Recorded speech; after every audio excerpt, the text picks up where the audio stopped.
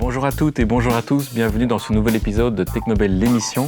Aujourd'hui, on va parler de formation continue des entreprises parce qu'elles aussi, avec leurs employés, font partie des publics privilégiés du centre Technobel. Aujourd'hui, on va découvrir la société Damnet avec Vincent. C'est parti.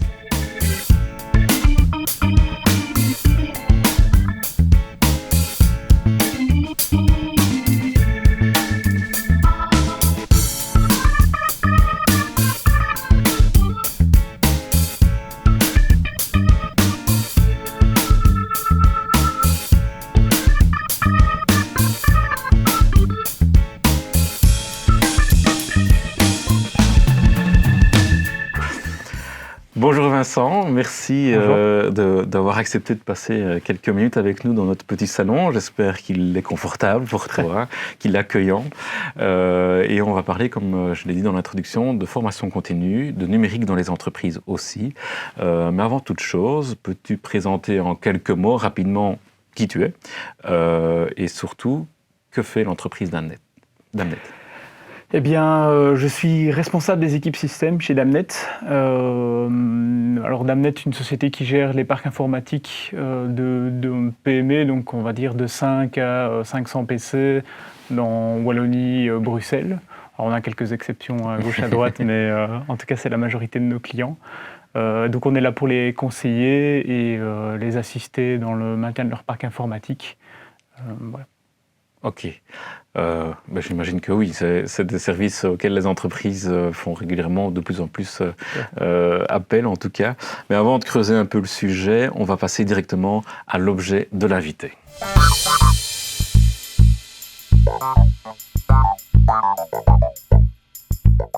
Alors en préparant l'émission, Vincent, je t'ai demandé d'amener avec toi un objet pour essayer de te présenter de manière un peu ludique. Et j'ai pu l'apercevoir, il me plaît déjà beaucoup. Le voici. Il va surtout plaire à mes enfants, mais voilà, cette idée m'est venue un petit peu en jouant avec eux, où je cherchais donc ce fameux objet qui pouvait me représenter. Et j'avais à cœur de trouver un objet qui représentait à la fois quelque chose d'important pour moi au niveau privé et à la fois quelque chose qui devait se transparaître dans mon travail au quotidien. Et en fait, lorsqu'une de mes filles m'a demandé de faire cet avion en papier, ça a fait sens pour moi parce que je me suis dit, l'avion, qu'est-ce que ça représente pour moi ? Eh ben, en fait, pas mal de choses parce que l'avion, ça représente les vacances. J'adore les vacances, voilà. Et surtout, ça représente la famille parce que lorsqu'on prend l'avion ou qu'on prend la voiture, c'est juste le prétexte, voilà, on passe du temps de qualité en famille. Et à la fois, au boulot, c'est quelque chose de super important, encore plus depuis la période avec la Covid-19, où maintenant on doit essayer de concilier la famille, la gestion de l'agenda privé avec celui de la société. Et je pense aussi que c'est un type de management qui me parle beaucoup, où justement on doit essayer de plaire un petit peu à tout le monde. Et puis peut-être que ça fait des moments de pause aussi avec des concours de lancer, peut-être. Tout à fait. Je rêve d'ailleurs de le lancer. On va se retenir, peut-être en fin d'émission. Ça marche. Mais en tout cas, merci pour ce partage. Et c'est un objet, je pense, qui va parler à beaucoup de nos téléspectateurs ou de nos suiveurs, en tout cas sur les réseaux, tellement il a aussi cette image dans les écoles d'enfance aussi auquel il se raccroche. Moi-même, ça me rappelle quelques bons souvenirs. Merci encore pour ce partage. Et bien, maintenant qu'on se connaît un petit peu et qu'on s'est détendu, on va passer un peu plus dans le vif du sujet avec le numérique en entreprise. Bon, c'est une vaste question. Il est de plus en plus présent dans les entreprises, même dans la vie privée aussi d'ailleurs. Au niveau professionnel, qu'est-ce qu'il a changé dans le monde des entreprises, ce numérique au final ? Il a changé quand même beaucoup de choses ces dernières années, surtout au niveau de la gestion des données. On parle de big data, de cloud, donc on a vraiment une gestion centralisée des données et à la fois cette gestion est fragile. On parle de backup, je pense qu'on pourrait y revenir peut-être après. Et c'est vraiment très important pour les entreprises de prendre le train, je vais dire, pour pouvoir être compétitives aussi sur le marché. Et ça passe par une informatique performante et à la pointe. Voilà. Question de mobilité aussi, on évoquait un peu le télétravail tout à l'heure en préparant l'émission. Là aussi, évidemment, les mois qu'on vient de vivre, j'espère qu'ils sont derrière nous, sans doute vont amener un changement aussi dans cette informatique d'entreprise. Tout à fait, la manière de travailler a fort changé, et donc la manière de consommer l'informatique aussi. Alors, on avait déjà une introduction avec les smartphones où on se déplaçait énormément, mais c'est la même chose ici avec le télétravail où voilà, on parle de VPN, donc de manière de se connecter à distance de manière sécurisée pour que le télétravail se passe au mieux. Et donc là, l'informatique a joué un rôle déterminant dans cette crise pour pouvoir maintenir une connexion avec les employés pendant cette crise. Donc, voilà. Et justement, donc, tu l'expliquais, Damnet accompagne beaucoup de PME, TPE dans leur choix informatique. Est-ce que les entreprises que tu croises sont prêtes, sont ouvertes à une forme de transformation? Alors on parle beaucoup de transformation digitale, c'est peut-être difficile à définir, peut-être que tu peux proposer quelques éléments de définition entre comment tu la comprends, mais surtout est-ce que ces entreprises sont prêtes à faire le pas encore un peu plus loin dans cette informatique nouvelle? Cette transformation digitale, moi je l'interprète vraiment par quitter un petit peu cette manière de fonctionner avec les données, voilà, le système sur papier ou la gestion non centralisée, je vais dire, des données. Ici, on est vraiment dans une société où on retrouve tout dans son smartphone, on a absolument sa vie entière, on a les photos, on a des documents, on a les informations bancaires. Donc voilà, et ici, au niveau des sociétés, je pense que c'est vraiment la même chose. Et on doit vraiment essayer de rendre les sociétés compétitives.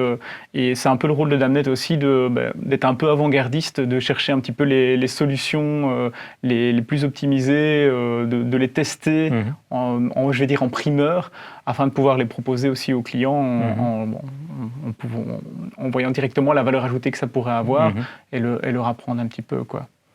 Voilà. Et ici, il y a un côté aussi parfois, est-ce qu'il y a un côté de peur de l'outil informatique? Est-ce qu'il faut rassurer les entreprises, leurs employés sur ce qui est mis en place, sur les choix qui sont faits? Est-ce que la formation aussi joue son rôle dans cette approche, dans ces choix, pour rassurer un peu les entreprises qui seraient un peu...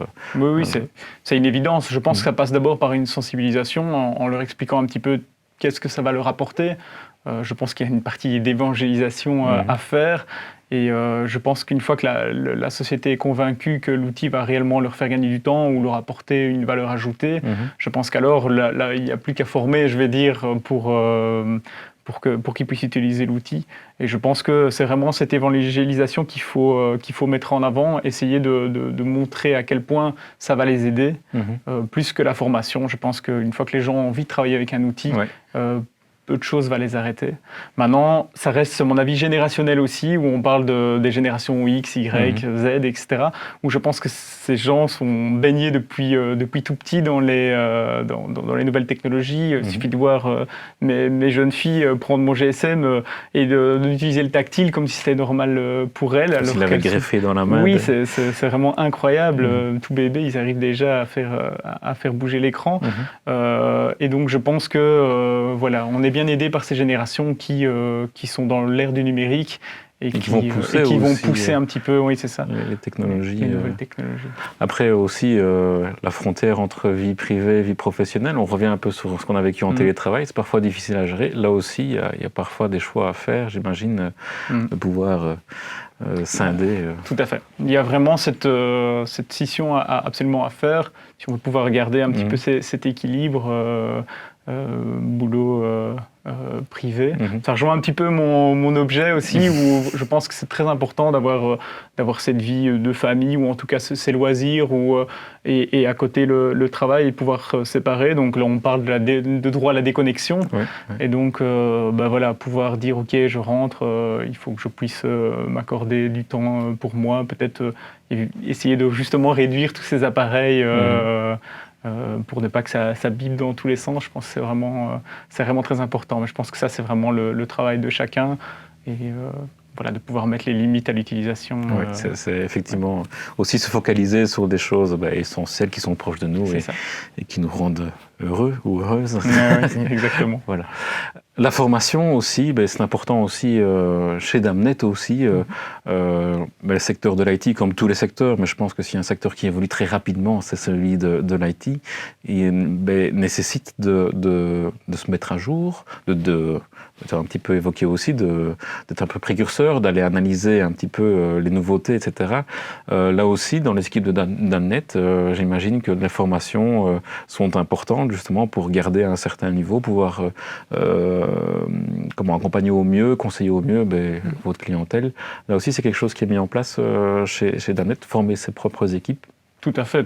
C'est une grande partie de notre travail, parce que dans l'informatique, ce qu'on pense acquis peut très vite être obsolète quelques années plus tard. Donc, un informaticien ne peut pas se baser sur son acquis ou sur une expérience liée plutôt sur des compétences de recherche ou ce genre de choses. Mais les produits évoluent tout le temps. Et donc, voilà, nous, chez Damnet, on a vraiment une personne qui s'occupe de la partie formation. On voit ça en adéquation avec les besoins de l'entreprise, bien évidemment, et la motivation des personnes en interne, mais c'est vraiment quelque chose où on pousse énormément.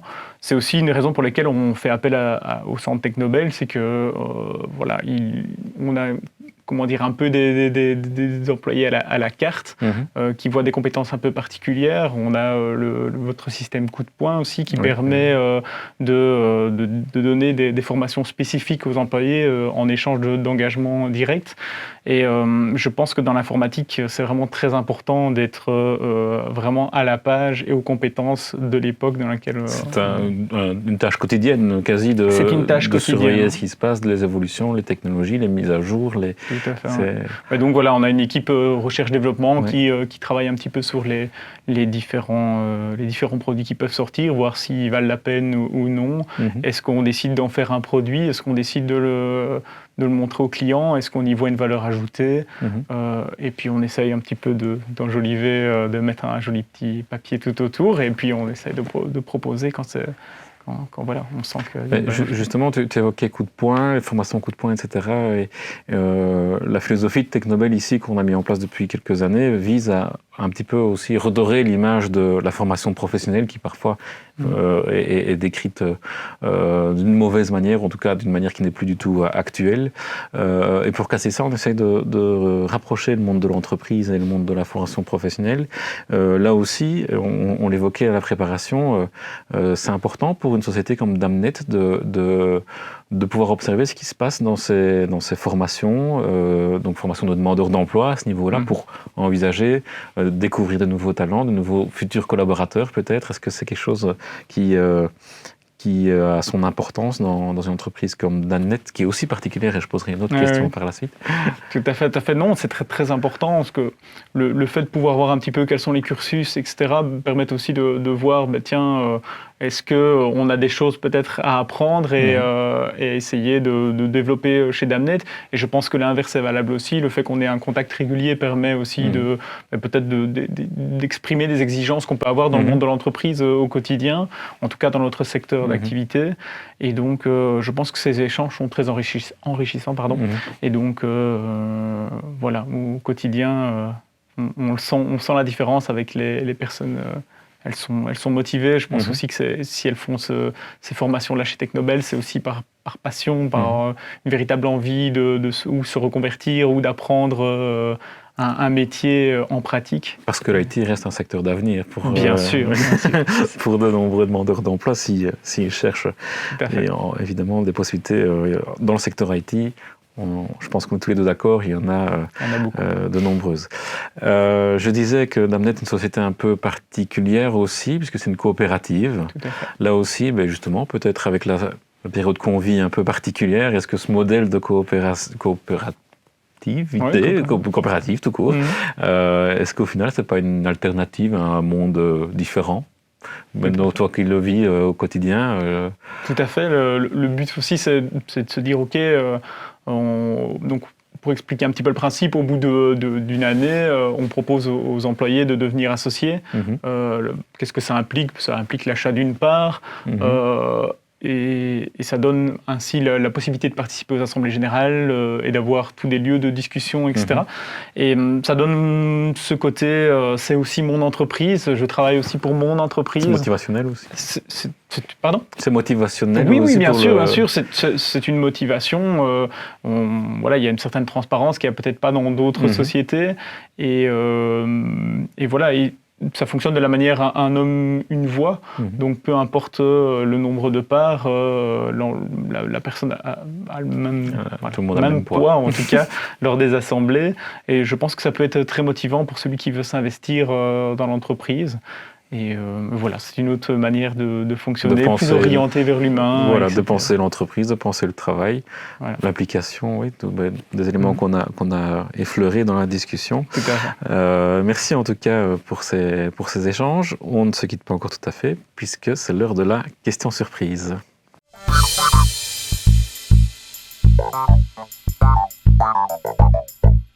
Eh bien Vincent, c'est une tradition aussi dans l'émission qu'on partage ici depuis plusieurs épisodes.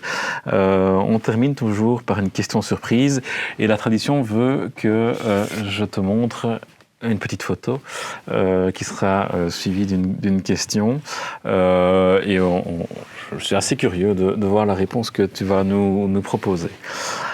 Donc voilà la photo, Welcome to the Future. La question que je voulais accrocher à cette photo, c'est quelle est, pour toi, si une technologie devait faire émerger ici demain, dans le futur, quelle serait-elle et qu'est-ce qu'elle va changer ?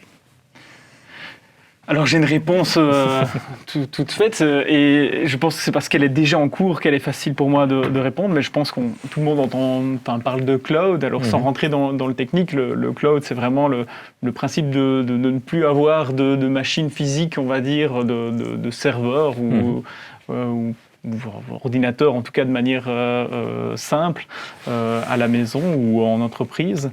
Et donc je pense vraiment, dans les années à venir, c'est vraiment ce qui va vraiment marquer le secteur. On aura vraiment, je pense, sans avoir une boule de cristal, mais voilà, on a déjà énormément de logiciels qui se trouvent dans le cloud. Et voilà, on aura ce côté données centralisées dans des data centers de plus en plus. Et voilà, on travaillera, je pense, de cette manière. C'est vrai que c'est un secteur, une discipline, je ne sais pas comment dire, une technologie cloud qui fait couler beaucoup d'encre déjà, qu'on a déjà fait couler beaucoup et qui continue encore à être d'actualité, on en parle beaucoup. Et peut-être que son pendant aussi, la cybersécurité, c'est quelque chose qu'on attache, puisque le cloud aussi va décentraliser d'une certaine manière. Est-ce que ce n'est pas une porte ouverte à différentes attaques, puisque la question de cybersécurité aujourd'hui, elle est quasi quotidienne. Est-ce que c'est aussi un domaine qui s'accroche à ce cloud Je pense qu'on peut diviser peut-être ça en deux points. Je pense qu'au niveau du cloud, ça aura plutôt tendance à réduire les risques, ou en tout cas, lorsque ils seront là, ce sera peut-être plus grave. Effectivement, alors on a un point central où toutes les données se trouvent au même endroit, et donc là, ça peut être plus problématique. Maintenant, l'avantage aussi, c'est de pouvoir concentrer plus de sécurité. Étant donné que toutes les données se trouveront, les données j'invente, mais on va dire 500 clients se trouveront au même endroit géographique, c'est plus facile d'utiliser des technologies de firewall ou autres qui permettront de mieux filtrer et donc de mieux sécuriser les lieux. Mais je pense qu'à ce point de vue-là, il sera toujours très important dans les entreprises de sensibiliser leurs employés à l'utilisation des outils, aux bonnes pratiques, bien évidemment, les arnaques. Énormément de failles sont dues à des employés qui cliquent sur un lien dans un mail qui sont de plus en plus aboutis. On avait vraiment des mails très basiques avant, et maintenant on se retrouve avec des œuvres d'art. C'est vraiment le mot que j'ai envie d'employer, tellement le mail est très très bien fait, où on a envie de cliquer, et une fois qu'on a cliqué, ça y est, on a invité le... Oui, justement, j'imagine que peut-être tu es une personne de contact aussi parmi des clients ou parmi tes collègues, peut-être. Le truc le plus basique pour éviter de tomber dans le piège, ce serait quoi? Sur un mail, je dirais vérifier l'adresse de l'expéditeur, c'est-à-dire simplement vérifier le nom indiqué au-dessus du mail. Tiens, est-ce que lorsqu'on clique sur ce nom, est-ce que l'adresse correspond bien à une adresse valide ou non? Est-ce que ça correspond bien à l'adresse de mon expéditeur habituel? Éviter de cliquer sur des liens pour des choses sur lesquelles on ignore, etc. Ne pas hésiter à solliciter son informaticien ou le service interne pour qu'il puisse éventuellement faire une vérification, parce qu'il y a des solutions techniques qui peuvent aider, qui peuvent vérifier dans des sandbox, qu'on appelle ça, donc vraiment dans des boîtes où on va déverrouiller le mail, et s'il y a quelque chose qui s'en échappe, ce sera contenu. Maintenant, on peut aussi proposer pour les entreprises des solutions de test. Donc, pendant X jours ou X semaines ou X mois, on peut envoyer des faux mails aux employés et voir un petit peu, qui va cliquer, augmenter progressivement de manière crescendo la difficulté, et voir, si les personnes cliquent à tort, ils sont redirigés vers une page en disant « Ok, vous vous êtes fait avoir ». C'est drôle sur le moment. C'est un petit peu vicieux comme Oui, c'est vrai. Et juste en dessous, expliquer un petit peu, voilà ce qui aurait dû vous mettre la puce à l'oreille. Et tout ça est automatisé et permet donc de sensibiliser les gens en disant « Ok, pour eux, ça devient un peu ludique ». Et quand ça devient ludique, c'est toujours plus facile d'apprendre. Et voilà, je pense que c'est une solution aussi qui a de l'avenir, car par expérience chez Damnet, c'est des choses qu'on peut avoir. Et tout le monde est concerné aussi par rapport à ces questions de cybersécurité et de cloud aussi, peut-être au final, que la majorité des entreprises vont sur des solutions hybrides ou se tourner complètement sur... Je pense qu'on est vraiment sur des solutions hybrides pour le moment. On a des entreprises qui font exception d'un côté ou de l'autre. Mais je pense que l'avenir, que ce soit aussi pour l'écologie, pouvoir dire ok, on centralise tous les serveurs à un endroit, on mutualise ces serveurs pour essayer d'utiliser un maximum de performance. On se retrouve ici avec des serveurs physiques parfois chez les clients où on n'a que quelques pourcents, on va dire, du serveur qui sont utilisés.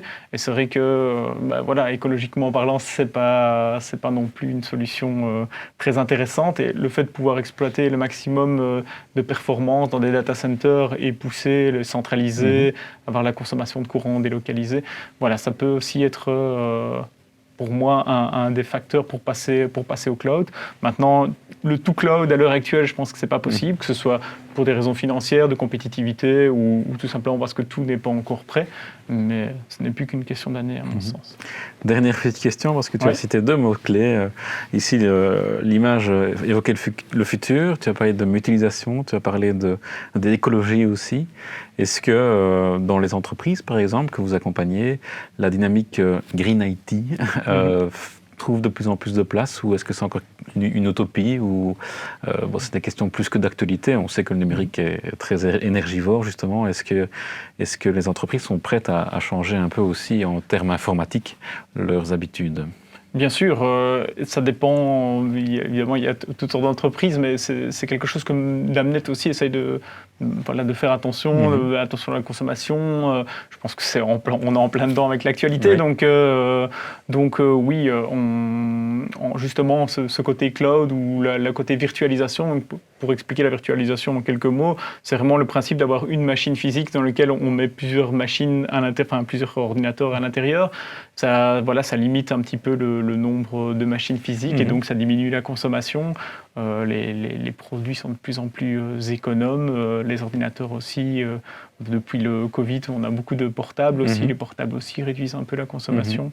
Donc, ça reste une préoccupation pour nous, tout en restant quand même dans un secteur où, voilà, le numérique, on sait qu'il y a un coût. Il y a un coût derrière. Voilà. Mais en tout cas, on continue à le dire, le numérique est un secteur d'avenir, en tout cas en termes de métier. Que ce soit du cloud, que ce soit de la cybersécurité ou des dynamiques plutôt Green IT, il y aura encore de beaux jours devant nous en termes d'emploi dans le secteur numérique et on peut s'en réjouir, je pense. Merci Vincent pour cette petite échange, très intéressant. J'espère que ça n'a pas été un interrogatoire trop poussé pour toi. Et je vous dis à très bientôt pour un nouvel épisode de Technobel, l'émission.